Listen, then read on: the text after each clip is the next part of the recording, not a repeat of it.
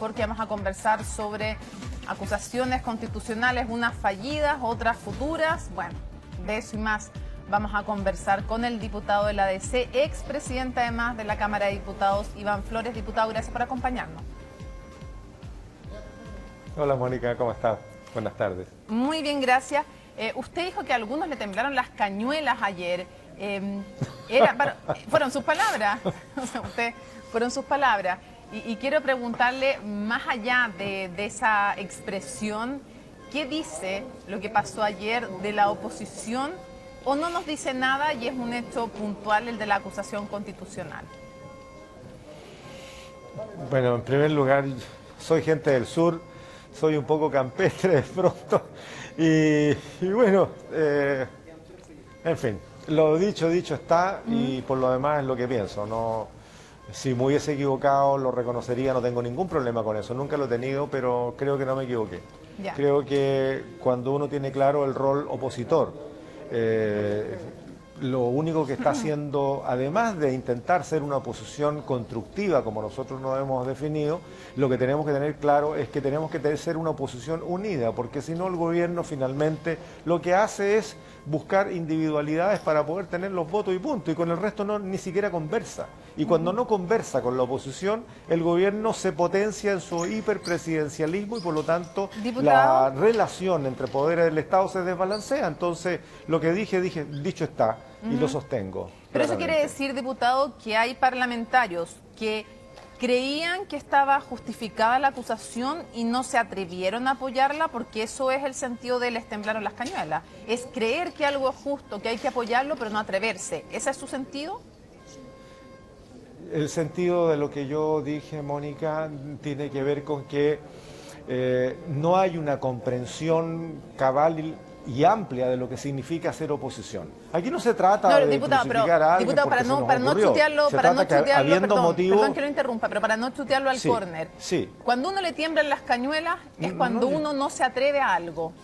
Eso es temblarle las cañuelas a alguien. Aquí yo también soy del sur. Sí, claro. Y en el sur lo entendemos clarito. Que te tiemblen las cañuelas es que no te atreves a algo.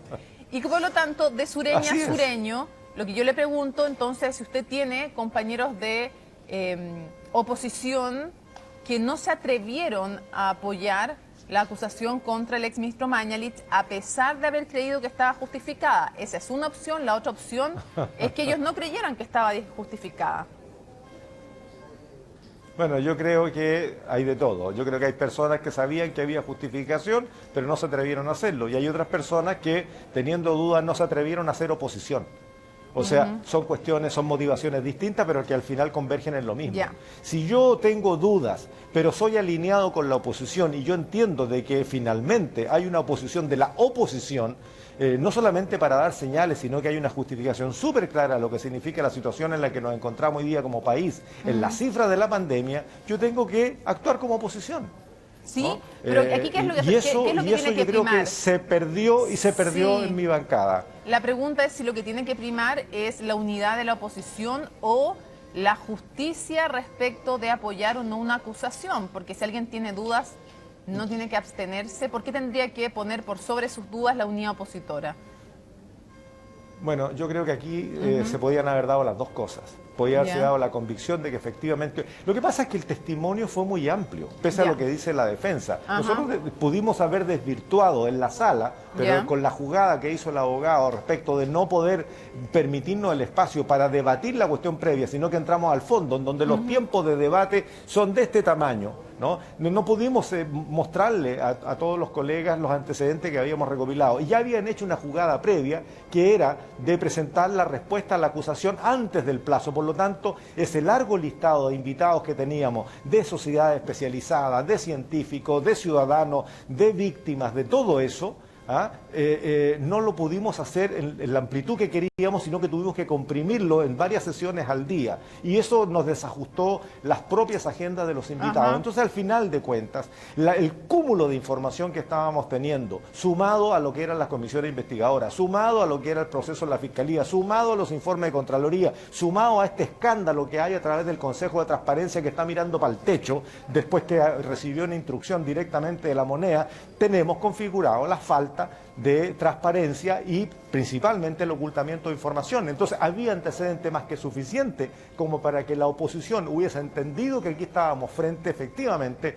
a un problema mayor que va mucho más allá de las propias cifras. Es un procedimiento del gobierno. Lo digo con responsabilidad. Sí, entonces usted está diciendo que no le cree al abogado Zaliasnik cuando él sostiene que preferían evitar la cuestión previa porque quería dar la cara al ministro, el exministro de Salud y discutir directamente sobre el fondo de la acusación. ¿No le cree? ¿Cree que fue una maniobra? No, pero sin ninguna duda, sin ninguna duda. Mire, hubo una maniobra para presentar anticipadamente la acusación. Podían haberse tomado hasta 10 días. Lo hicieron como en el día sexto, más o menos. Y por lo tanto, cuando nosotros teníamos claro que teníamos alrededor de 14 días para hacer un programa de invitados e invitadas que tienen que ajustar agendas, no es fácil conseguir un montón de gente, al final de cuentas no lo pudimos hacer como queríamos. Primera cosa. Lo segundo es que nos dijeron que el día viernes iba a estar la defensa por escrito antes del inicio de la sesión y no fue así. Durante la sesión dijeron, no, cuando termine la sesión y terminan entregándola a las 9:30 de la noche, por lo tanto, y está en el informe de la Secretaría, que es ministro de Fe de la Comisión, donde no consta finalmente la respuesta por escrito, porque no la tenía. Entonces anticiparon jugada tras jugada para ir quitándole tiempo a la Comisión. O sea, y luego, en definitiva, para entenderlo bien, diputado, usted dice que el abogado Zaliasnik hizo una maniobra al evitar la cuestión previa para evitar que se presentaran todas las pruebas o testimonios en contra del exministro, ¿eso es? Por supuesto, es parte de la estrategia de la defensa y desde ese punto de vista hizo una buena jugada desde lo que significa la búsqueda de su resultado, claramente, ninguna duda al respecto, ninguna. Quiero ir a otro tema. ¿Qué le parece que el diputado Gabriel Silver diga que él, en el fondo, que finalmente termina absteniéndose, dice que es bueno que haya un poco de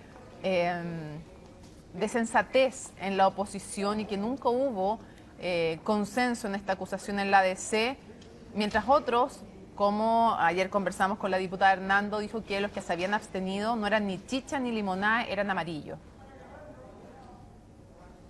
Lo de la chicha y la limonada lo dije yo, no le carguemos a la diputada. No, si lo dijo ella también, si la entrevisté yo ayer. Me hago responsable. También lo dijo, bueno, sí. Entonces no sé quién es el derecho autor.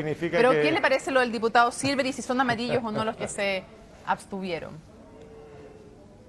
Bueno, cada uno es responsable de sus actos y de sus dichos. Yo no voy a calificar lo que diga el diputado Silver, que además es camarada de mi bancada. Esa es responsabilidad de él. Yo me hago responsable de lo que yo he dicho. Quiero llevarlo a la acusación en contra del ministro del Interior. ¿Cuál acusación, a su juicio, tiene más fundamentos? ¿La que fracasó finalmente en contra del exministro Mañalich o la acusación en contra del ministro del Interior? Creo que cualquier acusación constitucional que llegue a la instancia final es válida. Mire, hay que perderle el temor y ese miedo reverencial a utilizar las herramientas que nos entrega el propio reglamento o la propia ley orgánica, más bien, del Congreso Nacional. ¿Por qué? Porque, a ver, cuando tenemos un problema de marca mayor y mantenemos a Chile dentro de los 10 países que tienen más alta tasa de contagiados y más alta tasa de muertos, finalmente, habiendo reunido los antecedentes, y ojo, Mónica, siempre estuvo dentro del plazo, cuestión que también empezaron a alegar los abogados que la acusación constitucional se había presentado fuera de plazo. No fue así, quedó meridianamente zanjado. Ya, pero mi pregunta es ¿cuál tiene más fuerza, cree usted? ¿La del exministro Mañalich o la del ministro Pérez? ¿Y cómo va a votar usted? Porque si no se nos va a ir volando el tiempo, la acusación en contra del ministro del Interior. Es que no son comparables. Ya. No son comparables. Ambas tienen mérito. Ok, ambas pregunta tienen mérito. entonces. El peso de la cifra de lo que recogimos con Mañalich, sí. ¿Cómo va a votar usted la acusación? Que a favor. Sí, perdón, se lo pregunto no para que quede clarito. ¿Cómo va a votar usted la acusación en contra del ministro del Interior? A favor. ¿Por qué? A favor. Y a favor, porque de las 3 causales que se esgrimen, yo soy plenamente consciente de que aquí había una falla, pese a que el ministro del Interior entendemos que es un ministro nuevo, pese a que, en definitiva, algunas de las circunstancias nacionales no han estado de su mano directa, pero recordemos que una acusación constitucional tiene justificaciones distintas cuando se trata del presidente, cuando se trata de un ministro, cuando se trata de un supremo. son causales distintas, unas por abandono de funciones, el otro por acción o omisión en el caso de un ministro, o una falla flagrante en el caso del presidente de la República. Y en este caso, dígame usted, Mónica, si no hubo una justicia para unos y una justicia distinta para otros en el caso del paro de los camioneros, donde los propios camioneros le reclamaron al ministro del Interior que no los estaba recibiendo después de una semana de paralizar Chile. Ojo con eso, los propios camioneros. ¿Y el resto de la ciudadanía qué? Cuando a los 3 días de haber iniciado el paro, en mi región ya no había gas ni había benzina. Entonces, a ver, cuando el ministro del Interior no lo recibe, ¿él es responsable de buscar una salida o no es responsable de buscar una salida? En primer lugar, o sea, el tema de los paros de los camioneros, uno. Lo que significa el mando y la responsabilidad jerárquica superior de lo que hacen las instituciones para abajo directamente es responsabilidad del jefe superior. Y el jefe superior de Carabineros es el ministro del Interior. No se puede acusar constitucionalmente al general director de Carabineros o al coronel no sé qué.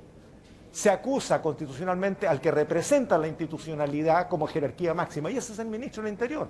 Si nosotros hubiésemos querido acusar, por decir algo, al comandante en jefe no sé qué rama de la Fuerza Armada, no se puede acusar. El que se puede acusar es al ministro de Defensa. Entonces en este caso es lo mismo, él tiene que hacerse responsable de lo que hacen las instituciones que están bajo su mando. Quiero preguntarle, a su juicio, ¿cuál es la responsabilidad política del ministro del Interior que justifica que se le acuse constitucionalmente y el voto que usted anuncia a favor? El daño que se hizo a la economía, el daño que se hizo a la relación entre ciudadanos con el paro de los camioneros fue importante. Por lo tanto, siendo una responsabilidad del ministro del Interior para poder intentado haber buscado soluciones más rápido, es responsabilidad de él. Lo que está pasando en la Araucanía, cuando él va más como senador que como ministro del Interior, no ayudó mucho a la Araucanía. Y en la Araucanía están pasando cuestiones muy complejas. Yo recibí una llamada hace unos días atrás de una persona que es de mi región y me dice, murió un trabajador en mis manos. Llamé al Ministerio del Interior, llamé al intendente pidiendo socorro porque el trabajador tenía una bala alojada en la cabeza y me dicen que no se podía mandar el helicóptero porque no había condiciones para volar y me dice el día estaba como ahora y nadie me pesca. Y tengo 300 trabajadores que ya no quieren ir a trabajar porque están aterrados. Y los 1000 y tantos empleos que yo genero en temporada, no sé si lo voy a poder decir. Yo no soy forestal, soy y sobre agricultor. Carabineros. Entonces, esas son responsabilidades de orden público. Del capítulo de Carabineros, ¿de qué es responsable el ministro del Interior? Él es su jefe directo, pues. Si Carabineros no es una institución que se mande sola y ande solita por el mundo. Tenemos un problema de mando en Carabineros. ¿Qué duda cabe? ¿Qué duda cabe? Y aquí tampoco es responsabilidad del carabinero de a pie, es un tema estructural del mando. Y el superior del mando, si el mando de Carabineros, si el general director no es capaz de ordenar la fila, de darle apoyo, aquí hay carabineros que están 24 horas haciendo turnos de corrido, pues. Entonces, aquí tenemos un problema con la institución, pero si Carabineros no lo puede resolver por sí misma, tienen un superior jerárquico, y ese superior jerárquico se llama ministro del Interior. Ahora usted convendrá en que esta es una crisis en Carabineros que lleva bastante tiempo, no es de este gobierno. Sí. Vimos el caso Huracán, sí. Vimos el caso Catrillanca, en medio del llamado Paco Gate con la tremenda... O sea, casos de montaje, dice usted, Mónica. Sí, exacto. El caso también de corrupción al interior de Carabineros con el llamado Paco Gate. Y cuando explota esto, que viene gestándose incluso de antes, pero cuando explota, por ejemplo, alguno de esos casos en el gobierno de Michelle Bachelet, se habla de una reforma y se les encarga a los propios carabineros realizarla. Entonces también, ¿cuál es la autocrítica respecto a lo que ha pasado en Carabineros en la oposición? Que no hemos sido capaces de promover y acordar una reforma profunda a la institución, porque siempre se pensó que eran casos aislados. Los primeros de casos de corrupción cuando aparecen, que fueron recontra feos, y que además, como muchas otras cosas en Chile, aparecen de casualidad, porque aquí no hubo una búsqueda, no hubo un sistema que lo detectara, sino que fue sencillamente una persona del banco que se da cuenta que había alguien cambiando cheque y capaz que no le calce el monto del cheque con su ingreso. Pero cuando probable. Hablamos del tema de los montajes, cuando hablamos del tema del Paco Gate, que son dos ámbitos distintos, ¿usted podría haber dicho a esas alturas que seguíamos hablando de casos aislados? A ver, ¿O no quisieron ver lo que estaba pasando? Porque, no sé, José Miguel Insulza dice que se mandaban solo las Fuerzas Armadas y Carabineros desde el retorno a la democracia. Entonces, ahí también hay un no querer ver, ¿o no? No. Yo creo que les costó. les costó adecuarse desde una dictadura con el poder total a una transición donde tuvieron que ir aflojando el poder. Sin embargo, yo creo que siempre ha habido como resabios todavía de la dictadura, de que la formación, de que la propia estructura institucional, y por esa razón no querían salirse, en el caso de la Policía de Carabineros, salirse del Ministerio de Defensa, porque ellos además se siguen rigiendo en algunas materias por el Código de Justicia Militar, ¿no? Por lo tanto, el nexo histórico viene de allí. Supeditarse al poder político del Ministerio del Interior costó mucho. Y yo creo que nos demoramos demasiado. Y lo que tiene que hacer Carabineros hoy día, entender que ellos se deben finalmente al poder jerárquico del poder civil, del Ejecutivo, del Gobierno. ¿Sí? Se nos va a acabar el tiempo. Dos cosas. Lo primero, si es que se remueve de su puesto al general Rosas, ¿usted estaría dispuesto a no apoyar la acusación constitucional en contra del ministro del Interior? Lo he dicho desde el principio, Mónica, son dos cuestiones distintas, son dos responsabilidades distintas, y uno no puede actuar como moneda de cambio. Yo creo que el ministro del Interior tiene responsabilidad y el general director tiene otra responsabilidad que es distinta. Que ambas se juntan en algunos episodios, puede ser, pero son dos responsabilidades distintas. Otra cosa, ¿va a apoyar el nuevo retiro de 10% que se plantea respecto a los fondos de pensiones o no lo va a apoyar?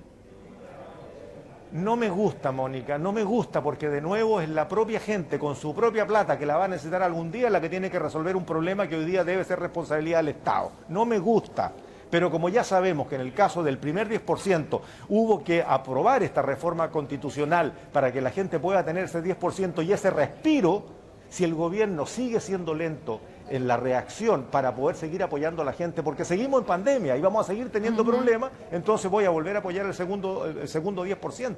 Voy a volver a apoyar el segundo, con el dolor de mi alma, porque no es la gente la que tiene que pagar este problema, es un problema de Estado, ¿no? Y habrá la manera de financiar. No me vengan con historias, porque hace un año y tanto atrás, 2 años atrás, cuando intentábamos tener algunas respuestas a lo que ni siquiera todavía era el estallido social, y el ministro de Hacienda decía, no hay un peso, no hay un peso, no hay un peso. Y logramos que en el mejoramiento de las pensiones era apenas el 10%, porque no había un peso. Resulta que aparecieron los pesos, y aparecieron los pesos, sabíamos que teníamos 24.000 millones de dólares en fondos soberanos. ¿Por qué no se utilizan las cosas a tiempo? ¿Por qué la respuesta tiene que ser siempre tardía? Porque cuando son tardías son siempre más caras. Y en este caso, bueno, si no hay respuesta, vamos a tener que aprobar el siguiente 10%, después vamos a tener que ver cómo le reponemos esa plata a la gente. La gente todavía tiene una expectativa de más de 80 años de vida y no se pueden quedar sin plata. Ya tenemos una cantidad importante de gente que ya no tiene ahorro previsional. Y falta otra cosa. Esto es para la gente que tiene su capitalización individual en la AFP. ¿Y qué pasa en los que tienen estos fondos que se manejan a través de las compañías de seguro que no han recibido ni uno? No se le ha encontrado solución. Tenemos un par de proyectos aquí en la Cámara de Diputados, pero necesitamos patrocinio del gobierno y el gobierno está mudo. Se nos va acabando el tiempo. No hay voto me lo para ha dicho apoyar. Como 4 veces, Mónica, sí, si usted es la que pregunta. Sí, yo sé. Es como una mentira, es como son 5 minutos nomás, pero es para que vamos. ¿Cómo mentir? Es como una triquiñuela para ir cambiando de tema, pero no me eche al agua, porque esa es la forma de ir tirando el tiempo y cambiando de tema. Ya. Dele nomás, Mónica, usted manda. Otro tema. Me gustó esa frase. No tengo ni intención de mandar. Pero lo otro, ¿hay votos o no hay votos si es que no va el 6%? Yo soy remanso, si yo me dejo. Sí, viera. Ya. ¿Hay votos o no hay votos del 6% adicional para esa reforma? Si ese 6% no va completo a un fondo solidario, ¿están dispuestos a aprobar la reforma o esa es una condición? Porque hubo un acuerdo con la ADC en la Cámara de Diputados. Hubo un acuerdo con la ADC en la Cámara de Diputados y ustedes acordaron 3% para la capitalización individual, 3% para un fondo solidario. Fue la ADC en la Cámara de Diputados la que le permitió al gobierno aprobar eso. ¿Van a ser coherentes con ese acuerdo al que ustedes llegaron o hoy día se cambió ese acuerdo y ya no rige? Bueno, en principio yo creo que es una buena salida compartir un poco lo que es la propia capitalización individual a hacer algo solidario con los que se van a ir quedando atrás. Yo creo que ese debe ser un principio rector de nuestro proceder y en eso yo voy a ser siempre consecuente. Ahora, si podemos hacer un esfuerzo mayor, porque todavía estamos muy recontra lejos, Mónica, de lo que están haciendo los países que desarrollan más el equilibrio entre los distintos grupos etarios. Los países que mejor la pasan son los países que más aportan en los fondos previsionales, más de un 20% incluso, para que justamente puedan tener una vejez más digna y el Estado, por la vía de esa recaudación también, por la vía tributaria y por por un lado tributaria y por otro lado por la vía de los aportes para los fondos de pensiones, lo que hacen entonces es tener un grupo importante de la población en mejores condiciones y con mejores servicios, con mejores respuestas. Sí. Por lo tanto, mira, yo en principio mantengo lo que dije y lo que acordamos, pero si se pueden hacer mejoras todavía, bienvenidos, démosle el debate. Cuando usted habla mucho del país, de su visión de país, en fin, y quisiera saber, a ver si me puede contestar sin tirar la pelota para el córner, pero ¿usted ha pensado en ser usted un candidato de la democracia cristiana para la presidencia de la República? Porque cuando usted habla, hay varios que lo mencionan como ¿por qué no ser un candidato a la presidencia de la República? ¿A usted le gustaría ser candidato a la presidencia de la República? ¿Lo ha pensado? No, a ver, ¿me cree lo que yo le voy a contestar? Primera pregunta, yo le retruco la pregunta. Depende de lo que me conteste. ¿Lo que yo le conteste? Depende de lo que me conteste. No, pues, ¿me cree o no me cree? Si es del punto. Conteste, ¿quiere o no ser presidente de la República? ¿Le gustaría o no? Créame, Mónica, yo voy a decir lo que nunca he dicho. Yo quiero ser candidato a senador por mi región. Soy diputado por la región, llevo segundo periodo. Se va a abrir esas posibilidades porque además, digamos, hay mayor número de senadores en mi región. Quiero optar de ser candidato a senador. Gane o pierda, me las voy a jugar por eso. Yo soy una persona de regiones y por lo tanto quiero aportar al desarrollo de mi región. Y lo que yo pueda hacer desde el Senado va a servir para otras regiones también. Entonces, ese es mi norte hoy día. De verdad, Mónica, ese es mi norte. Ya, y no, entonces cerrar la puerta a la candidatura presidencial. Mónica, yo no sé. A ver, yo sé lo que voy a almorzar mañana porque dejé precocinado en mi casa. Anoche me dediqué a hacer la cena de ayer, pero dejé un poco para la cena de mañana. En política todo es extremadamente dinámico. No le estoy diciendo que estoy evaluando eso. Lo que estoy diciendo es que yo tengo mi vida relativamente planificada. Ya, o sea, soy un personaje... Ya, o sea, no está en sus planes hoy día, pero podría estar mañana una eventual candidatura presidencial.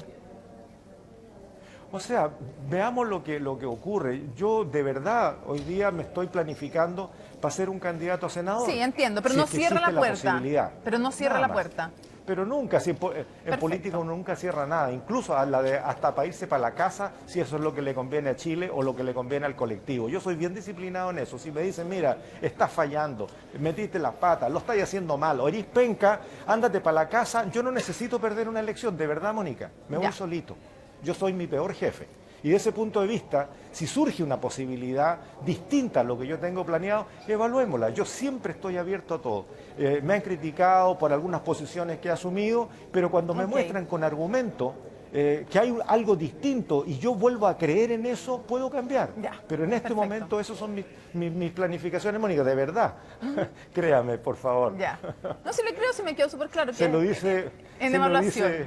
Humildemente un ciudadano del sur. Diputado, muchas gracias por habernos acompañado en CNN Chile, que esté muy bien. Encantado, Mónica. Muchas gracias.